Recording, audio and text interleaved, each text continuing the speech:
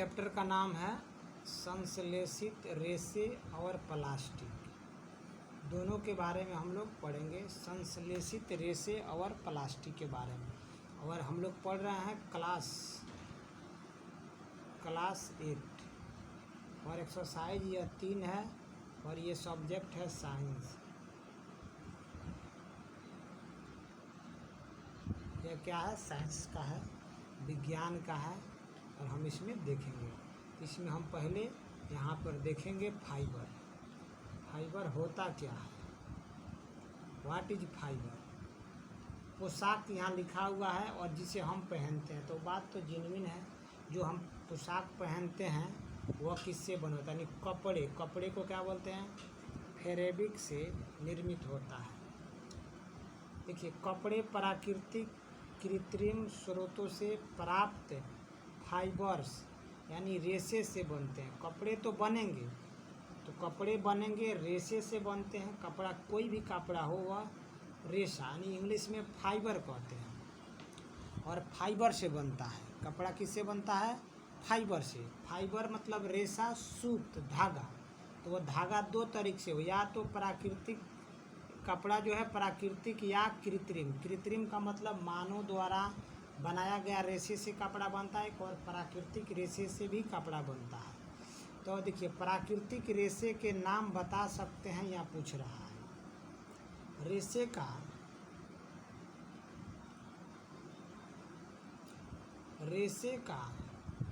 रेशे का उपयोग विविध प्रकार के अनेक घरेलू वस्तुओं के निर्माण में किया जाता है। जो रेशा होता है ना, इसका उपयोग कहाँ कहाँ होता है? तो घरेलू वस्तुओं को बनाने में रेशम या रेशा कह सकते हैं, इसका प्रयोग होता है। और रेशा से हम क्या क्या बना सकते हैं? रेशे से जो निर्मित वस्तु है उस वस्तु की यहाँ कह रहा है सूची बनाइए। उन्हें प्राकृतिक और कृत्रिम रेशे से निर्मित वस्तुओं को विभाजित करने कीजिए और सारणी में लिखिए। मतलब यहाँ एक डायग्राम दिया है और पूछ रहा है जो वस्तु बना वह किस रेशे से बना है। चलिए हम आगे देखते हैं। आगे देखेंगे तो आगे जो यहाँ लिखा हुआ है कि कुछ वस्तु जो है कृत्रिम चिन्हित क्यों किए जा सकते हैं। पिछली कक्षा में हम लोग पढ़े हैं, क्या पढ़े हैं कि प्राकृतिक रेशे कौन कौन है, प्राकृतिक रेशा कौन कौन है।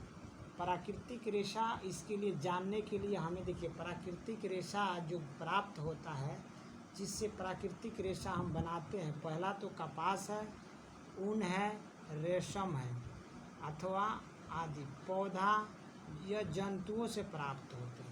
यानी कपास, ऊन और रेशा, यह तो रेशा है, फाइबर है। कपास, ऊन, रेशम यह प्राकृतिक है। क्या है? रेशम, ऊन और कपास प्राकृतिक है और ये हमें दो चीज़ों से प्राप्त होते हैं, या तो पौधा से प्राप्त होगा, नहीं तो जंतु से प्राप्त होगा। किससे? नहीं तो यह हमें जंतु से प्राप्त होगा। ध्यान देके सुनिएगा और समझिएगा तो समझ में आएगा। अब चलिए दूसरी ओर, संश्लेषित रेशा। संश्लेषित रेशा का मतलब हुआ मनुष्य द्वारा वह रेशा को तैयार किया जाता है या बनाया जाता है, इसीलिए इसे संश्लेषित रेशा कहते हैं, चाहे मानव निर्मित रेशा कहते हैं। यानी मानव निर्मित रेशा जिसे इंसान ने बनाया हो रेशा को मानव निर्मित रेशा होगा, कृत्रिम रेशा होगा या रेशे होंगे। और प्राकृतिक रेशा उन्हें कहते हैं जो पौधा और जंतुओं से प्राप्त होते हैं, जैसे कपास, ऊन, रेशम। अब हम लोग आगे बढ़ेंगे और यहाँ पे हम लोग देखेंगे। पहला है यहाँ पे जो लिखा हुआ है कि संश्लेषित रेशे क्या है। संश्लेषित रेशे क्या है? तो संश्लेषित रेशे क्या है, आइए देखते हैं। धागे से जुड़े मानकों के हार में पाई जाने वाली रूप बनावट को स्मरण करने का प्रयास कीजिए। नीचे चित्र में कुछ सामान दिया है, उसे देखना है। सामान के कुछ कागज़ को विकल्पों को जोड़कर एक लंबी श्रृंखला बनाने का प्रयास कीजिए और देखिए उनमें क्या कोई समानता है। यहाँ से हम लोग कुछ कुछ इसमें क्रियाकलाप भी देगा, क्योंकि ये 8 क्लास के बच्चों के लिए है। देखिए, एक संश्लेषित रेशा यानी संश्लेषित रेशा भी छोटी इकाइयों को जोड़कर बनाई गई एक श्रृंखला होती है। देखिए, प्रत्येक छोटी इकाई वास्तव में एक रासायनिक पदार्थ है, यानी प्रत्येक छोटी इकाई वास्तव में क्या है, एक रासायनिक पदार्थ है। इस प्रकार के अनेक छोटी छोटी इकाइयों को मिलाकर एक बड़ी इकाई बनाए जा सकते हैं। समझिए, देखिए, छोटे छोटे टुकड़ों को जोड़कर एक बड़ा बना गया, जो बहुलक अंग्रेजी में पॉलीमर कहलाता है। क्या कहलाएगा? पॉलीमर कहलाएगा। पॉलीमर यहाँ का शब्द है। देखिए, पॉलीमर जो है ना, पॉलीमर एक ग्रीक शब्द है, ग्रीक भाषा का शब्द है। 2 से बना है, पॉली और मर से बना है, मिलाकर बना है। पॉली का अर्थ होता है अनेक, यानी पॉली का क्या अर्थ होता है? अनेक अर्थ होता है। और मर का क्या अर्थ होगा? मर का अर्थ होता है भाग। एक पॉलीमर या बहुलक बहुत सी इकाइयों के दोहराने से बनता है, मतलब जोड़ने से।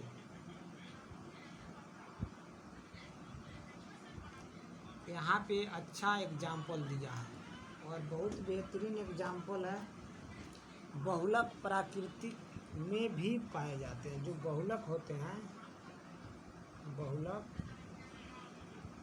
प्रकृति में भी पाए जाते हैं, मतलब नेचुरल। उदाहरण, कपास एक बहुलक है। कपास क्या है?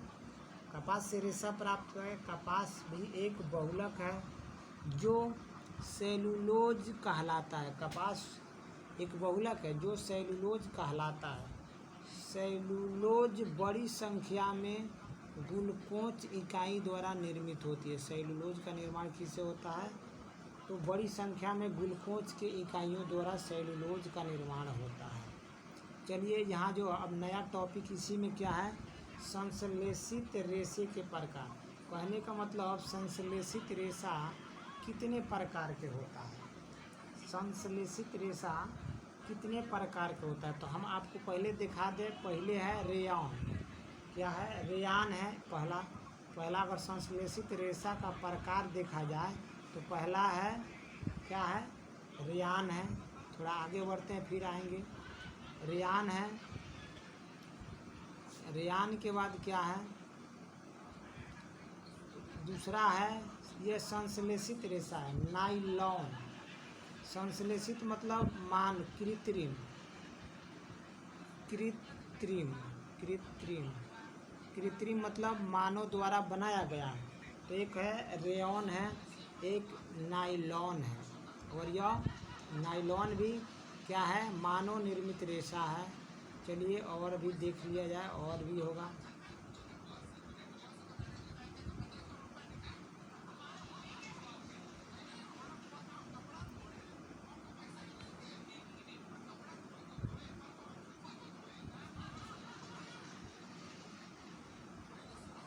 और आगे देखते हैं। हाँ, ये है पॉलीएस्टर। क्या है? पॉलीएस्टर और एक्रिलिक। पॉलीएस्टर और एक्रिलिक। देखिए, हमने देखा रेयान, क्या देखा? रेयान देखा, नाइलॉन देखा, क्या देखा? नाइलॉन। तो ये सब क्या है? नाइलॉन और रेयॉन क्या है? या कृत्रिम रेशा है। कृत्रिम मतलब मानव निर्मित। एक है पॉलीएस्टर और एक्रिलिक भी क्या है? मानव निर्मित। या प्राकृतिक नहीं बल्कि क्या है? कृत्रिम रेशा है। 4 गो हो गया। और देख लेते हैं, और है, और भी होगा। उसके बाद इसकी बारी बारी से व्याख्या करेंगे।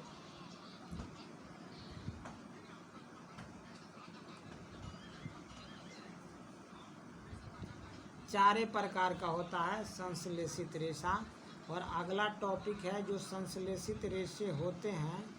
जो संश्लेषित रेशा होते हैं उन रेशों का गुण धर्म क्या है। तो पहले हम पढ़ लें कि संश्लेषित रेशा कितने प्रकार के होते हैं।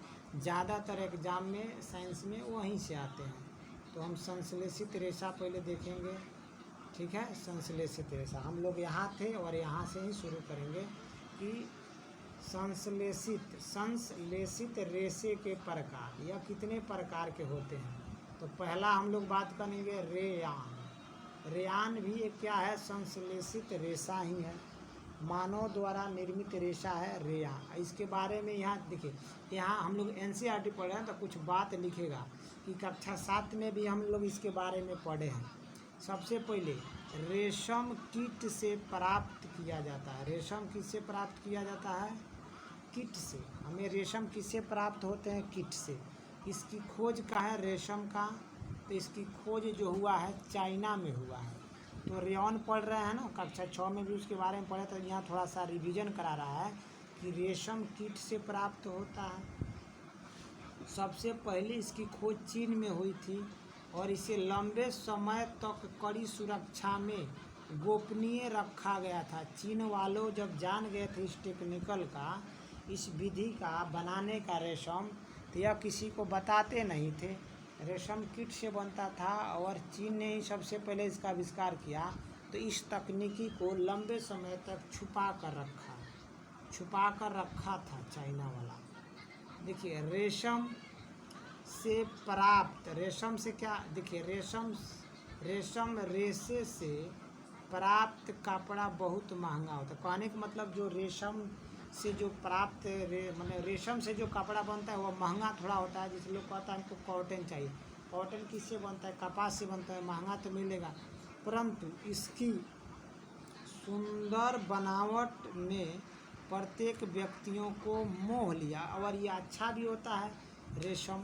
देखिए रेशम को कृत्रिम रूप से बनाने का प्रयास किए गए। रेशम तो ये तो कीट से प्राप्त होता है, मगर इसको बनाने के लिए उतना कृत्रिम रूप से मतलब प्राकृतिक रूप से उतना तो नहीं मिलेगा कीट से, मगर कृत्रिम रूप से भी इसका अधिक मतलब बढ़ावा दिया जाए और उत्पादन किया जाए। इसके लिए भी कृत्रिम रूप से भी बनाने का प्रयास हुआ था। 19वीं शताब्दी के अंतिम लास्ट में वैज्ञानिकों को रेशम के समान गुण वाले रेशे प्राप्त करने में सफलता मिल ही गया। मतलब जो वैज्ञानिक इस पर रिसर्च कर रहे थे तो रेशम के जो गुण होते हैं उसी जैसे गुण वाले रेशे बनाने की सफलता वैज्ञानिकों को मिल गया। इस प्रकार रेशा काष्ठ लुगदी की रासायनिक उपचार से प्राप्त किया गया। यानी रेशा किससे, काष्ठ लुगदी के रासायनिक उपचार से प्राप्त किया गया। और इसी रेशा को क्या कहते हैं, रेयान कहते हैं या कृत्रिम रेशम कहते हैं। यानी रेयान या कृत्रिम रेशम कहते हैं। यानी कृत्रिम रेशम किसे कहते हैं, रेशा काष्ठ लुगदी के रासायनिक उपचार से प्राप्त किया गया और जो मिला उसको रेयॉन लोग कहा, किसी ने कृत्रिम रेशम कह दिया, रेशम। चलिए, यदि रेयान प्राकृतिक स्रोत काष्ठ लुगदी, यानी रेयान प्राकृतिक स्रोत काष्ठ लुगदी से प्राप्त किया जाता है, यह एक मानव निर्मित रेशा है। मत देखिए, कहने का मतलब है रेयान जो है चाहे कृत्रिम रेशम है, यह प्राकृतिक स्रोत से, प्राकृतिक स्रोत क्या है, काष्ठ लुगदी है। यानी रेयान की प्राप्ति के लिए जो प्राकृतिक स्रोत है तो काष्ठ लुगदी है, मगर यह मानव द्वारा निर्मित रेशा है। यह रेशम से सस्ता होता है। और ये क्या होता है, रेयॉन रेशम से सस्ता, परंतु रेशों के समान बुना जा सकता है। कहने का मतलब रेशम जो है ना, रेशम क्या है, रेशों के समान बुना जा सकता है। इससे रंगों की कोई किस्मों में रंगा जा सकता है। इसकी खास बात क्या है, ये जो बनेगा कौन, रेशम रेशे के समान है, रेशा जैसे होता है उसी तरह रेशम होता है। अब इसे बनाकर इसको जो जो जिस रंग का चाहिए उस रंग में रंगा जा सकता है। रेयॉन को कपास के साथ मिलाकर बिस्तर की चादर बनाते हैं। रेयॉन को क्या करते हैं, कपास के रेशा का रेयॉन और कपास को मिलाकर बिस्तर के चादर बनता है, अथवा ऊन के साथ मिलाकर आपको देखिए कालीन बनेगा। कालीन मतलब रेयॉन और ऊन दोनों को मिलाकर कालीन या गलीचा बनाते हैं। गलीचा यही है। रेयॉन से निर्मित वस्तुओं का चित्र देख सकते हैं।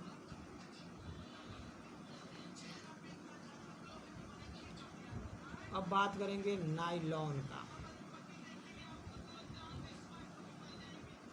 नायलॉन जो है, थोड़ा सा नीचे कर देते हैं आपको पता चले कि हम लोग यह नायलॉन, यह भी मानव निर्मित रेशा है। नायलॉन क्या है, मानव निर्मित रेशा है। नायलॉन भी मानव निर्मित रेशा है, ठीक है। नायलॉन क्या है, मानव निर्मित रेशा है। 1931 में बिना किसी प्राकृतिक कच्चे माल के उपयोग के बनाया गया। इस मतलब देखिए, नायलॉन एक मानव निर्मित रेशा है।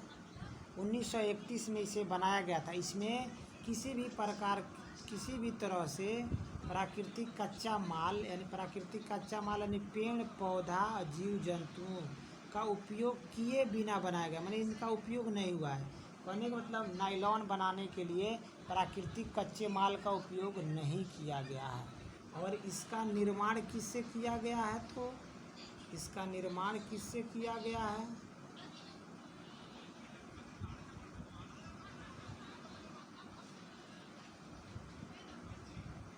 इसका निर्माण किससे किया गया है,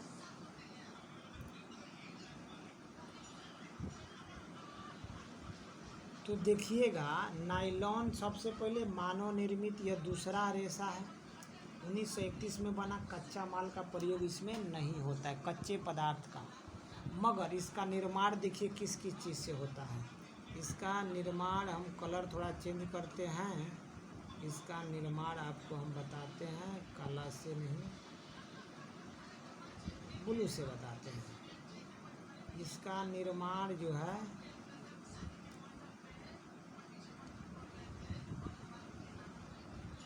और ब्लैक लेते हैं। इसका निर्माण किससे हुआ है, कोयला। देखिए नायलॉन है ना, यह किस चीज़ से बना हुआ है, कोयला से, जल से, वायु से निर्मित इसका निर्माण किया गया है। और नायलॉन जो है ना, यह प्रथम पूर्ण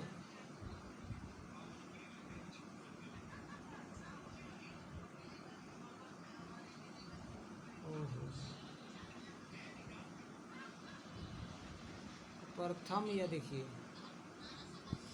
नायलॉन तो हम लोग देख लिए कि कोयला से बना है, वायु और जल से मिलाकर बना होता है नायलॉन। इसका निर्माण इससे किया जाता है। प्रथम पूर्ण रूप से यह संश्लेषित रेशा है। पूर्ण मतलब प्योर मानव निर्मित रेशा है। देखिएगा इसके गुण क्या है। नायलॉन क्या होता है, नायलॉन क्या है, नायलॉन यह नायलॉन रेशा क्या होगा, प्रबल होगा। प्रबल का मतलब क्या होता है, मजबूत होगा। प्रत्यास्था होगा, मतलब प्रत्यास्था का मतलब हुआ यहाँ से तान के यहाँ तक आप ला सकते हैं। तो नायलॉन प्रबल मतलब मजबूत, प्रत्यास्था मतलब तनने वाला होता है, जितना तान दीजिए। और हल्का होता है, क्या होता है, नायलॉन हल्का होता है। साथ में चमकीला भी होगा और धुलने में सुगम होता है। धुलने समझ रहे हैं, मान लिए नायलॉन का जो जैसे आप देखते होंगे एक रबड़ आता है मार्केट में, साइकिल वगैरह में कोई सामान वस्तु बांध के ले जाया जाता है मार्केट में, क्या होता है, आता है नायलॉन। लोग कहता है रबड़ दीजिए, वह नायलॉन का बना होता है। वह देखते हैं कितना प्रबल होता है और प्रत्याशा भी होता है, हल्का भी होता है, चमकीला भी होता है और उसको धो भी सकते हैं आसानी से। तो नायलॉन मजबूत पर लचीला तन्यता होगा, हल्का होगा, चमकीला होगा, धुलने में सुगम होता है। देखिए यह कपड़ों के निर्माण हेतु बहुत प्रचलित है। इससे नायलॉन से कपड़े भी बनाए जाते हैं और इसका कपड़ा भी निर्माण होता है, मतलब नायलॉन से कपड़ा का भी निर्माण किया जाता है। अब देखिए किस तरह का कपड़ा बनेगा। नायलॉन वास्तव में बहुत मजबूत होता है, यानी प्रबल। ये जो नायलॉन है ना, वास्तव में बहुत प्रबल होता है। प्रबल का मतलब क्या हुआ? मजबूत होगा। और इसीलिए देखिएगा पैराशूट, चट्टान पर चढ़ने वाला रस्सी, इसी नायलॉन का बना होता है। देखिएगा जो पर्वतारोही होते हैं वह जाते हैं पर्वतों पे चढ़ने के लिए, तो जो रस्सी ले जाते हैं वह नायलॉन का बना होता है। किसका बना होता है? नायलॉन का। और नायलॉन जो है ना मजबूत होता है, जल्दी टूटता नहीं है। पैराशूट इसी का बना होता है। पैराशूट किसका? नायलॉन का। चट्टान पर चढ़ने में मजबूत रस्सी भी इसी का बना होता है, जो पर्वतारोही होते हैं। और इतना ही नहीं, नायलॉन जो है ना, इसका देखिए, इससे नायलॉन से इसका उपयोग कई जगह होता है। माने नायलॉन से बहुत सारा चीज़ बनता है और चीज़ बनने से इसका बहुत सारा उपयोग किया। जैसे जुराबे, एक जुराबे कोई शब्द है, जुराबे। जुराबे भी नायलॉन का होता है। रस्सी तो आप जानते हैं। तंबू भी जानते हैं। दांत साफ करने वाला ब्रश को कौन नहीं जानता है। कार मोटर वाहन होते हैं, जो गाड़ी होते हैं, उनके सीट भी नायलॉन का बना होता है। स्लीपिंग बैग, स्लीपिंग बैग मतलब क्या हुआ? सोने वाला बैग, यानी सियान थैला, देखिएगा बड़ा बड़ा होता है ना, स्लीपिंग बैग। पर्दा भी इसी का बना होता है। सीट, इन सब नायलॉन का बना होता है। पानी पड़ता भी है तो इस पर कुछ नहीं होता है। और एक तो और यहाँ जो लिखा है ना, नायलॉन का उपयोग पैराशूट में भी किया जाता है। यहाँ दे दिया है, यहाँ कुछ बात लिखा है जिसे हमें देखना चाहिए। क्या लिखा है कि नायलॉन के रेशे सचमुच मजबूत होते हैं। बात तो सत्य है कि हम इसे पैराशूट और चट्टान पर चढ़ने वाली रस्सी का निर्माण करते हैं इसी नायलॉन से।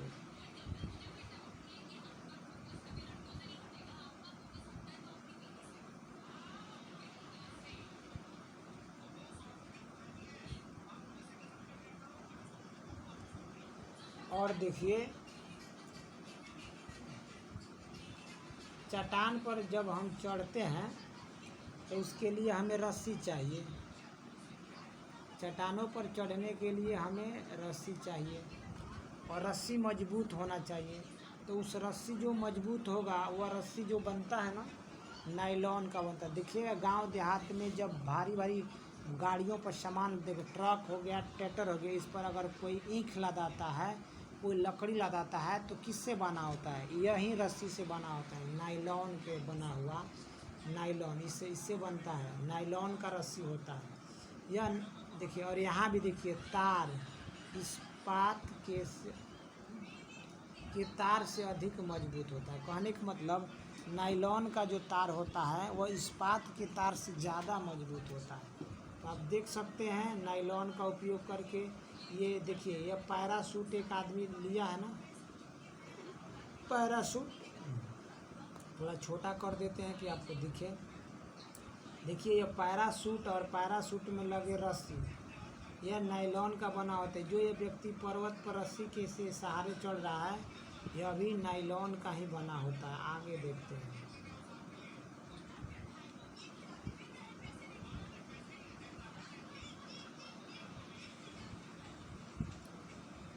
कुछ नहीं है, यहाँ क्रियाकलाप है। आगे बढ़ते हैं और यहाँ से अभी हम लोग तो 2 ही देखे और ये तीसरा देखेंगे। पॉलीएस्टर एक्रिलिक, पॉलीएस्टर और एक्रिलिक। पॉलीएस्टर और एक्रिलिक यह भी क्या है, संश्लेषित रेशे हैं। पॉलीएस्टर भी और एक्रिलिक। देखिए पॉलीएस्टर जो है अन्य संश्लेषित रेशे हैं। कहने का मतलब इससे पहले देखा हमने रेयान, क्या देखा, रेयान। उसके बाद देखा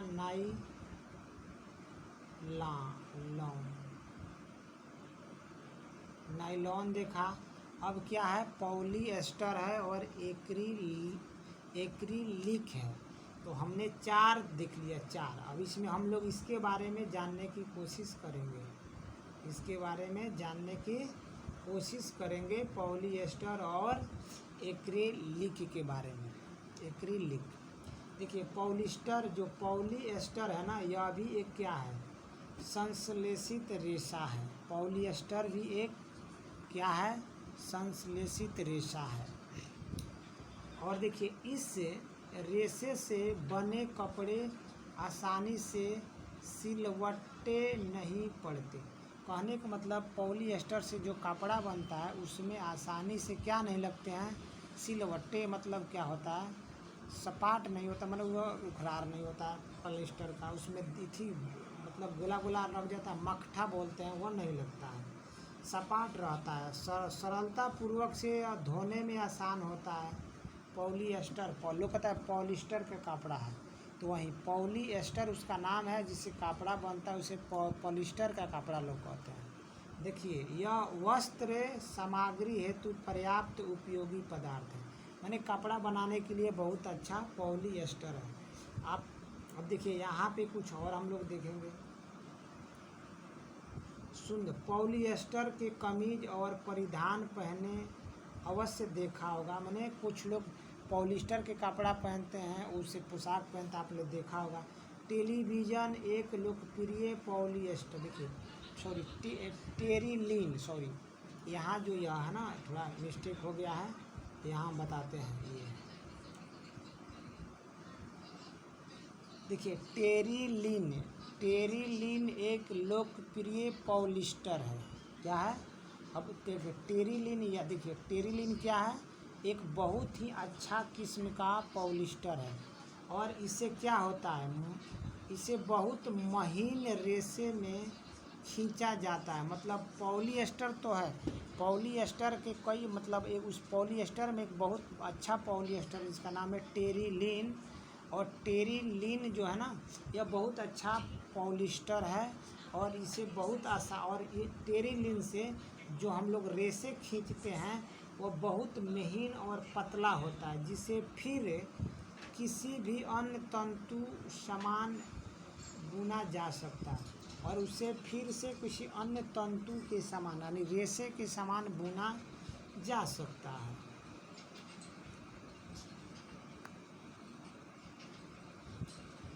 यहाँ लिखा हुआ है PET, यहाँ जो लिखा हुआ थोड़ा समझने की कोशिश करेंगे। यानी मेरी माँ जल के लिए सदैव पेट, बोतलें और चावल तथा चीनी संचय के लिए पेट जार खरीदती है। मैं जानने के लिए उत्सुक हूँ आखिर क्यों, पेट है क्या। तो आइए नीचे लिखा हुआ है पेट के बारे में।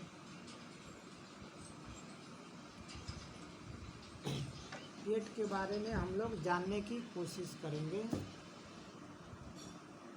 ठीक है। देखिए PET यानी पेट, पेट को लिखा है PET, पेट। जब कभी कभी एग्जाम में देखिए पेट का फुल फॉर्म भी पूछेगा आपसे, बिहार पुलिस हो कोई भी एग्जाम हो, यानी पॉलीएथिलीन टरथेलेट, यानी पेट का पूरा अगर नाम देखा जाए तो पॉलीएथिलीन टरथेलेट। यह बहुत क्या है, जो पेट है ना, यह एक बहुत सुपरिचित प्रकार का पॉलिस्टर है। इससे पहले एक पॉलिस्टर देखे थे, पेट भी एक पॉलिस्टर है, और पेट का फुल फॉर्म क्या है, पॉलीएथिलीन टरथेलेट। टर्थेलेट है और ये बहुत ही मैंने सुपरिचित का मतलब क्या था, परिचित या प्रचलित, मार्केट में लोग इसे ज़्यादा जानते हैं। इसका उपयोग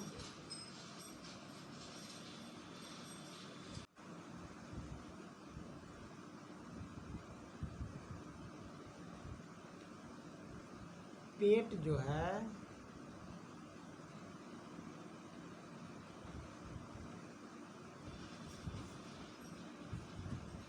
पेट भी एक क्या है, पॉलिस्टर है। पेट भी क्या है, एक पॉलिस्टर है। पॉलीएथिलीन टर्थेलेट, इसका फुल फॉर्म देखिए, पॉलीएथिलीन टर्थेलेट इसका नाम है। यह प्रचलित है, इसको बहुत लोग जानते हैं। इसका उपयोग देखिए, अभी पेट का उपयोग किसमें किया जाता है, बोतल जो पानी वाला बोतल देखते हैं, ऐसे प्लास्टिक का जितना बोतल बनता है ना, इसी पेट से बनता है। बर्तन, प्लास्टिक का बर्तन, फिल्म के जो डिस्क होते हैं, तार, बहुत सारे अन्य वस्तु के उत्पादन में इसका उपयोग किया जाता है। यानी बहुत सारे वस्तु के निर्माण में पेट का उपयोग किया जाता है। और पेट को आप जानते हैं, पेट क्या है, पेट क्या है, पॉलीएथिलीन टर्थेलेट है और यह एक पॉलिस्टर है। इसका उपयोग बोतल बताते हैं, बोतल, बर्तन, फिल्म, तार, अन्य बहुत से पदार्थों के उत्पादन में इसका उपयोग किया जाता है। अब यहाँ का लिखा है कि चारों ओर अगर अपने आँख या दृष्टि घुमा कर देखें, घुमाइए तो आपको क्या मिलेगा, पॉलिस्टर, यानी पॉलिएस्टर से निर्मित वस्तुओं की ही एक सूची दिखाई देगी। बहुत सारे वस्तु आपको पॉलिस्टर से ही खाली बना हुआ दिखाई देगा। कुछ यहाँ पे महत्वपूर्ण तथ्य लिखा है, देखने की कोशिश करेंगे। देखिए, पॉलिएस्टर लिखा है, क्या लिखा है, पॉलिएस्टर को तोड़ा है तो पॉली प्लस एस्टर हुआ है। और यह एक रसायन, एस्टर क्या है, एस्टर, पॉली प्लस एस्टर में वास्तव में एक रसायन जो एस्टर कहलाता है और इन इकाइयों को पुनरावर्ती से बनता है। चलिए, एस्टर क्या एक रसायन है। एस्टर वे रसायन है जो फलों को उनकी गंध प्रदान करता है। क्या, अच्छा, एस्टर जो है ना, फलों में लोग कहता है कि ये आम है, ये केला, उसके गंध को महक कर, तो इसी एस्टर के कारण, यह एक केमिकल है। एस्टर क्या है, केमिकल है और फलों में उनकी गंध प्रदान करता है। तरह तरह के गंध, अगर सड़ जाए, मीठा हो, कांच हो। और निर्मित कपड़े, पॉलीकॉट, जो कपड़े बनते हैं, पॉलीकॉट, पॉलीवूल, टेरिकॉट आदि नाम से भी जाने जाते हैं। और जो पॉलिस्टर से जो कपड़ा बनता है उसको पॉलीकॉट बोलते हैं, टेरिकॉट बोलते हैं, पॉलीवूल बोलते हैं। जैसा कि नाम आप सुझाते हैं, देखिए, कपड़ा दो प्रकार के रेशों को मिलाकर बनता है। कपड़ा बनता है दो तरह का रेशा। अब देखिए, पॉलीकॉट, पॉलिस्टर, कपास का मिश्रण है। देखिए, पॉलीकॉट क्या है, पॉलीकॉट जो है ना, दो चीज़ों का मिश्रण है। पॉलीकॉट क्या है, पॉलीएस्टर और कपास का मिश्रण है। पॉलीकॉट क्या है, जो कपड़ा है, तो पॉलिस्टर और कपास तो प्राकृतिक रेशा है, दोनों को मिला दीजिएगा तो जो उससे जो धागा बनेगा, धागा से जो कपड़ा बनेगा उसको बोलेंगे पॉलीकॉट। और देखिए, पॉलीवूल, एक है पॉलीवूल, पॉलिस्टर प्लस ऊन, पॉलिस्टर और ऊन के मिश्रण से जो कपड़ा बनता है उसे बोलते हैं पॉलीवूल। और टेरिकॉट है, ठीक है। अब आगे हम लोग देखेंगे, इसमें कुछ और भी है। देखिए, सर्दियों में, सर्दी के समय में स्वेटर पहनते हैं हम लोग। सर्दी के समय में, ठंड के मौसम में जब स्वेटर पहनते हैं या शाल ओढ़ते हैं, क्या, शाल या कंबल का उपयोग करते हैं। सर्दी के समय में ठंडी जाड़े के समय में हम लोग क्या करते हैं, स्वेटर पहनेंगे, जैकेट पहनेंगे, शाल या कंबल का उपयोग करते हैं। इनमें से बहुत से वास्तव में प्राकृतिक ऊन से नहीं बने होते हैं। बात सत्य है, आप मार्केट में जाते हैं तो सभी के सभी जो है प्राकृतिक ऊन से नहीं बने होते हैं। ऊन के दृश्य दिखाई देते हैं, मतलब लगता है कि यह ऊन जैसा है, मगर ये नहीं। ये अन्य एक प्रकार का संश्लेषित रेशे से तैयार किया जाता है। आपको लगेगा ऊन का है, मगर वह ऊन नहीं होता है।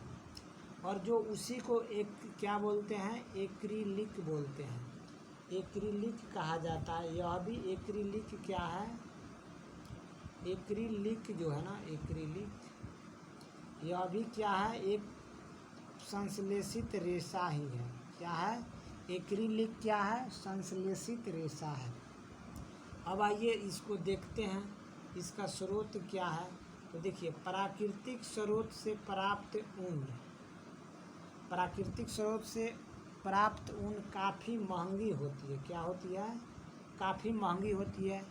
जो प्राकृतिक स्रोत से जो ऊन उत्पादन होगा तो उसमें ज़्यादा कॉस्ट आता है, तो उससे सामान भी बनेगा, वह ज़्यादा महंगा होगा। जबकि एक्रिलिक से बनी वस्तुएं अपेक्षाकृत सस्ती होती है। क्यों, यह विधि रंगों में उपलब्ध। और ये क्या, जो एक्रिल से जो जैकेट बनेगा, स्वेटर बनेगा, ट्राउज़र जो बनेगा, वह क्या होता है, वह अलग अलग रंगों के, कई रंगों के होते हैं, उसमें रंग बनाना आसान होता है। और देखिए यह क्या होते हैं, अधिक टिकाऊ होगा और पहुँच के भीतर होता है। माने संश्लेषित रेशे अधिक टिकाऊ और पहुँच के भीतर होते हैं। कहने का मतलब संश्लेषित रेशा तो एक मजबूत होगा और हर व्यक्ति, सस्ता होगा तो हर व्यक्ति उस तक पहुँच सकेगा, उसको खरीद सकेगा।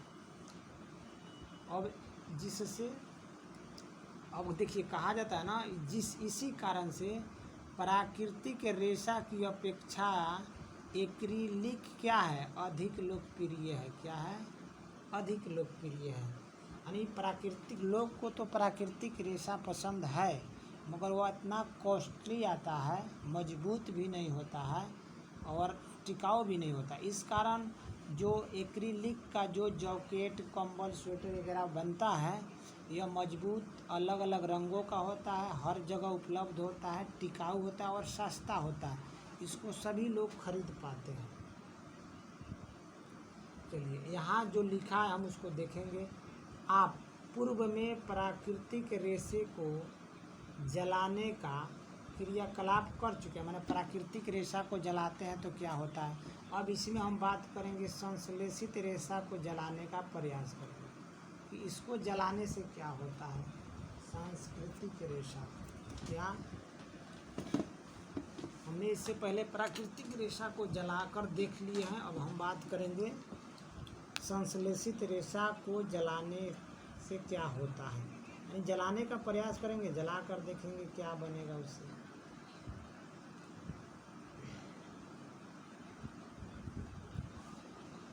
यहाँ लिखा हुआ है, प्राकृतिक रेशा या रेशों से अलग होता है कृत्रिम रेशा। संश्लेषित रेशा गर्म करने पर यह पिघलता है। खास बात क्या है कि प्लास्टिक का होता है, लोग कहता है प्लास्टिक वाला है, जैसे उसको गर्म कीजिएगा, जलाइएगा तो वह पिघलेगा।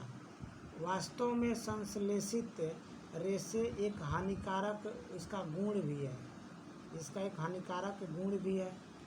देखिए, यदि वस्त्र में आग लग जाती है तो यह बहुत आपत्तिजनक हो जाता है। कैसे हो जाता है, बहुत आपत्तिजनक। देखिए, इसमें आग लगेगा तो इंसान के शरीर को बहुत हानि होती है। यह जलने पर कपड़ा पिघलता है और पहनने वाले व्यक्ति के शरीर से चिपक जाता है। अतः प्रयोगशाला अथवा रसोईया घर में कार्य करते समय संश्लेषित रेशा का बना वस्त्र का उपयोग को नहीं करना चाहिए। सूती वस्त्र या प्राकृतिक रेशे से बने वस्त्र का उपयोग करना चाहिए।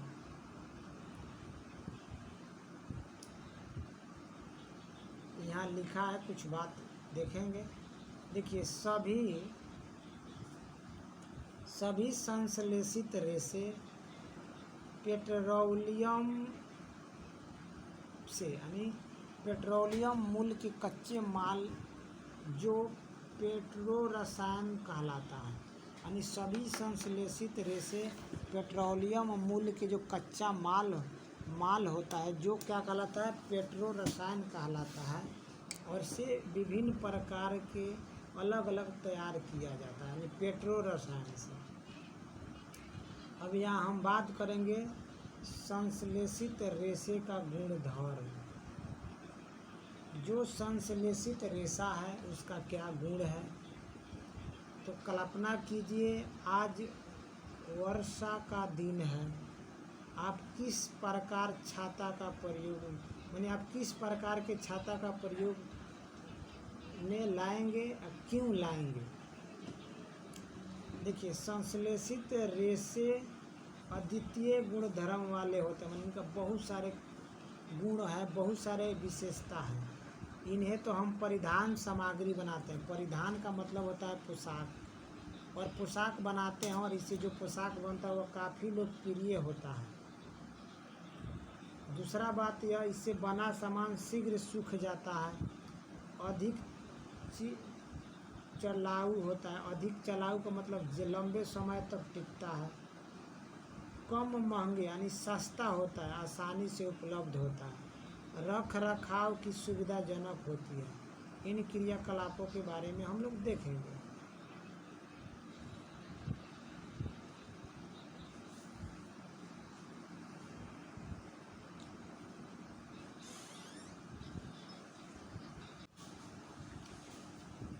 संश्लेषित रेशे प्राकृतिक रेशे की अपेक्षा कम जल सोखते हैं।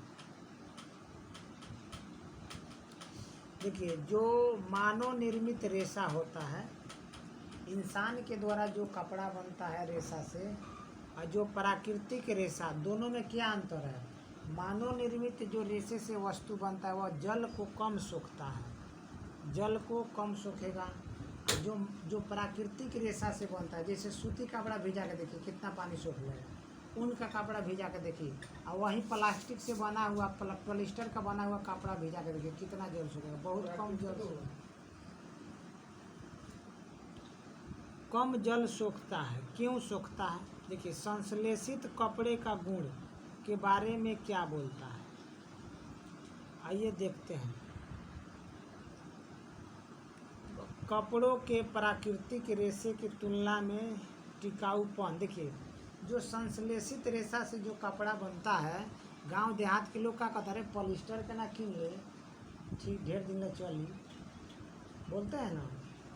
देखिएगा, लोग जाते हैं तो इस समय चला है, पतला होता है, ये पॉलिस्टर का है मेरा जैकेट। उनका रहेगा कितना मोट तो जाड़ लगेगा, मगर ये पॉलिस्टर का है तो इसमें हवा नहीं घुसेगा, ये जल्दी भीजेगा नहीं तो पानी अंदर नहीं जाएगा, तो देखो तो टिकाऊ होगा। चिरस्थायी का मतलब लंबे समय तक टिकाऊ। मूल्य में रख रखाव के विषय में अधिक जानकारी प्राप्त, सस्ता होता है, लंबे समय तक रख सकते हैं। अब हम बात करेंगे प्लास्टिक का। रेशा का तो बात कर लिए, कल हम लोग बात करेंगे प्लास्टिक का। और देखिए, प्लास्टिक का बात करेंगे, प्लास्टिक में प्लास्टिक हो जाएगा, प्लास्टिक क्या है, फिर प्लास्टिक का क्या क्या पार्ट है उसके बारे में बात करेंगे। प्लास्टिक का उपयोग होता है, कितने प्रकार के प्लास्टिक होता है, थोड़ा छोटा कर देते हैं, ये पढ़ाएंगे नहीं, मतलब ये पढ़ेंगे नहीं। और उसके बाद से प्लास्टिक कितने प्रकार के होता है, कौन कौन प्लास्टिक होता है, और विकल्प क्या है, प्लास्टिक का क्या यूज है, क्या हानि है, किस तरह का उपयोग है, प्लास्टिक का अभिक्रिया क्या है, अभिक्रियाशील भी होता है प्लास्टिक। प्लास्टिक क्या हल्का होता है, मजबूत होता है, चिरस्थायी होता है, मगर पर्यावरण के लिए समस्या बन चुका है, तो उपयोग तो है प्लास्टिक। देखिए, प्लास्टिक के इसमें कुचालक होता है, लाइन नहीं जाता है प्लास्टिक का, ये ना कितना प्लास्टिक का। अब देखिए, प्लास्टिक और पर्यावरण एक टॉपिक जरूर पढ़ना है। प्लास्टिक और पर्यावरण में क्या रिलेशन है, इससे क्या समस्या होती है, यह सारणी दिया हुआ है। और जैव निम्नीकरण कौन हो सकता है, कौन नहीं हो सकता, कौन कितना दिन में होगा, इसको देखेंगे। और उसके बाद इसका पुनर्चक्रण होगा, 5R इसी से संबंधित है, एग्ज़ाम में यूपीएससी में पूछा है 5R, यहाँ दिखा देते हैं। देखिए यही 5R है, थोड़ा बड़ा कर देते हैं कि आपको ज़्यादा दिखाई दे। इस 5R से यूपीएससी में और यूपीपीसीएस में क्वेश्चन आ चुका है। 5R थ्योरी, 5R के सिद्धांत क्या है? तो एक R का मतलब रिड्यूस होता है, एक R का मतलब रीयूज होता है, एक R का मतलब रिसाइकल होगा, और एक R का मतलब रिकवर होगा, और एक R का मतलब रिफ्यूल होगा। बस 5R हुआ, 1 2 3 4 5, और इस प्रकार विकसित किया जाता है और ये पर्यावरण के हितैषी होगा। 5R क्या होता है? पर्यावरण के हितैषी। मगर इसको हम बता नहीं रहे हैं, हम लोग तो अभी रेशा चले हैं, प्लास्टिक कल करेंगे। इसमें जो टॉपिक आता है वो आपको दिखा रहे हैं, लास्ट जो टॉपिक है, और इसके बाद ये ख़त्म हो जाएगा। तो